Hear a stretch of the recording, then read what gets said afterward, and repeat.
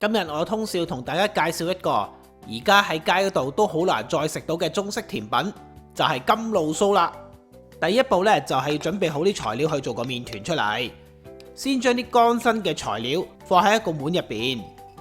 其實啲材料呢就好簡單嘅，當中呢最多人問我一定係奶粉噶啦。如果手頭上冇奶粉喺度嘅話，你哋可以用嗰啲平時愛嚟沖咖啡用嘅假奶粉都得噶噃。跟住就放一嚿大概喺室溫攤透咗5分鐘嘅凍牛油落去。個牛油應該係有少少軟身，但係再好硬淨嘅。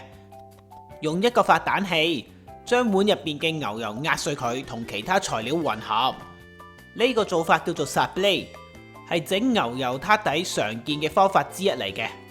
嫌麻煩嘅話，亦都可以改用食物處理器去做呢一個步驟。唔需要將啲牛油壓到太過幼細，壓到好似依家畫面見到咁嘅狀態就 OK 噶啦。跟住就可以將其餘濕嘅材料加埋落去，繼續用個發蛋器將所有嘅材料盡量混合好佢。一開頭呢，非常之難成團嘅，但係呢個時候呢，唔需要擔心住嘅，盡量將啲材料混合好就得噶啦。我哋最後先攞隻手落去搓佢。利用手部嘅熱力，令到材料入邊嘅牛油有少少咁嘅融化，咁樣佢就會提供到足夠嘅水分，令到所有嘅材料黏合埋一齊噶啦。將個麵團呢放喺個密實袋入邊，再放返喺4度嘅雪櫃入邊，俾佢休息15分鐘先。餡料傳統一般嚟講都係會用到啲紅豆蓉嘅，不過我想味道豐富啲，就會包啲鹹蛋黃同埋栗子落去。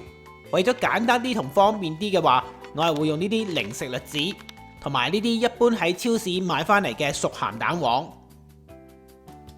鹹蛋黃我就會將佢一開為2，咁樣鹹甜嘅味道最平均。不過你好中意食鹹蛋黃嘅話，用晒1粒都冇問題嘅。啲零食栗子呢，我哋用晒1粒就比較好啲。如果唔係咧，你整開咗一半嘅話，佢好容易碎晒，咁就好難包噶啦。將已經磅好、分好件嘅紅豆，用手搓成一個波波咁樣，然後用手將啲紅豆蓉撳扁佢，跟住就可以將啲鹹蛋黃用紅豆包好，然後將佢哋搓翻成一個波波咁樣，就可以放埋一邊備用噶啦。咁栗子嘅做法都係一模一樣啦。用紅豆蓉將啲栗子包好，搓成一粒波波，就可以放埋一邊備用噶啦。呢度鹹蛋或者栗子都好，每款都可以做5粒嘅，而每一粒咧大概係15個 gram。餡料準備好之後，就喺雪櫃攞翻個麵團出嚟，再將佢放上磅嗰度，平均將佢分成10份，每份咧應該有20到22個 gram 嘅。將啲分好嘅麵團，用手將佢搓成一個波波，然後就用手將佢哋壓扁，將佢哋壓成好似雲吞皮一樣。將頭先準備好嘅餡料，用呢啲壓薄咗嘅麵團將佢哋包好，再將佢哋搓成一個光滑嘅波波咁樣，就可以放埋一邊備用噶啦。將啲搓好嘅麵團放上去已經鋪咗牛油紙嘅焗盤上邊，跟住我哋就要準備好啲蛋液，等陣間咧搽上金露酥上邊，記得啲蛋黃入邊要加少少水落去啊！將啲蛋液薄薄地一層搽上去啲金露酥嘅頂部，有鹹蛋黃嘅金露酥，我就喺上面加多少少黑芝麻做識別。將金露酥放喺已經預熱好嘅焗爐入邊，用指定嘅時間同火力將佢哋焗到金黃。搞掂焗好啦，真係夠晒金黃靚仔啊！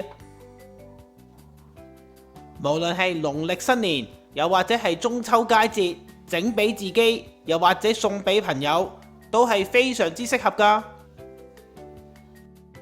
金露酥可以話係非常之簡單易做。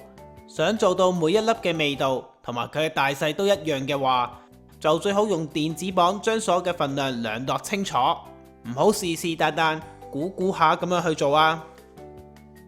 希望大家睇完呢個食譜之後，可以留言話俾我聽你對呢個食譜嘅意見。如果覺得做得唔錯嘅話，希望你會俾個 like 我，同埋將個食譜 share 俾你身邊嘅朋友。要重溫翻呢個食譜材料嘅份量，又或者想睇下啲材料係咩樣同咩牌子，就記得去睇文字食譜。個連結我就放咗喺呢條片嘅資訊欄嗰度。文字食譜唔單止有中英對照，份量亦都可以隨意更改㗎。多謝大家收睇，下次再見。